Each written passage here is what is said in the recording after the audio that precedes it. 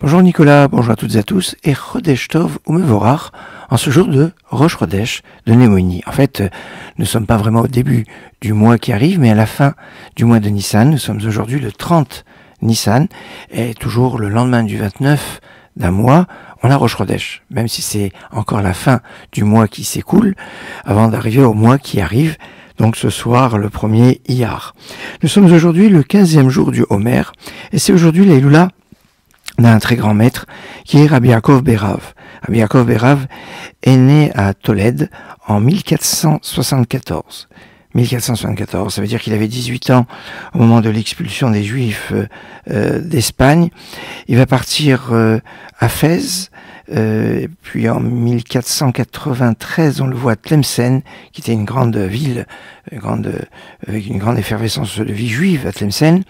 En 1510, il part en Égypte. En 1516, il est à Jérusalem, il n'arrive pas à rester sur place, il retourne en Égypte, et puis finalement, en 1524, il s'établit à Tzfat, à Safed, qui est alors une ville très importante, où de nombreux maîtres se trouvent. Il va être là le maître de Rabbi Yosef Karo, l'auteur du Shulchan Aruch, un maître clé, aussi du Mabit, Rabbi Moshe de Trani, et il va essayer de réinstituer la Smira. En 1538, il va essayer de renouveler pour un certain nombre de raisons qui seraient un peu longues à expliquer ici, mais de réinstituer, qu'il y ait la possibilité pour chaque maître d'avoir l'ordination qui remonte jusqu'à Moshe Rabbeinu, ce qui lui permettrait de statuer sur certains points fondamentaux. Mais Rabbi Levi ben Chaviv, le fils de Rabbi Yaakov ben Chaviv, qui a écrit le En Yaakov, résumé, je dirais, agadique du Talmud, donc son fils, Rabbi Levi ben Chaviv, qui était à Jérusalem à cette époque, s'est opposé au rétablissement de la Smira. Alors, il y avait 25 maîtres qui étaient réunis autour de Rabbi Yaakov Berav. On a quand même donné la Smira à quelques rabbanim, comme Rabbi Yosef Karo, ce qui lui donne une autorité remarquable et importante. Alors, Rabbi Yaakov Berav, maître de Rabbi Yosef Karo, qui a voulu réinstituer la Smira, mais ça n'a pas marché à cause de Rabbi Levi ben Chaviv, pour des raisons que, par exemple, le calendrier tel qu'on l'a aujourd'hui serait caduque. Il faudrait établir chaque mois, le témoignage de témoins auprès du tribunal qui va décider si, le lendemain du 29, c'est le premier du mois qui arrive ou c'est le 30 du mois qui se termine. Parce qu'en fait, le temps d'une lunaison, c'est en fait 29 jours, 12 heures et 793 halakim, ce qui vaut à peu près 44 minutes.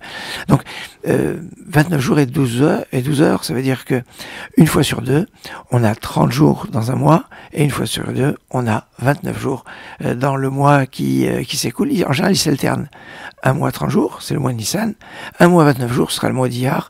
Un mois 30 jours, c'est le mois de Sivan, et ainsi de suite. Il n'y a que les mois de Cheshvan et Kislev qui ont un côté un peu plus aléatoire en fonction des années et en fonction de la possibilité pour fixer les fêtes qui arrivent après. Voilà pour quelques points concernant ce jour de Rosh Chodesh Iyar. On est encore au mois de Nissan et c'est encore pour certains les derniers moments pour pouvoir faire la Birkat et la note, la bénédiction sur les arbres en fleurs. Alors ne le ratez pas. Excellente journée et Chodesh Tov ou Mevorach.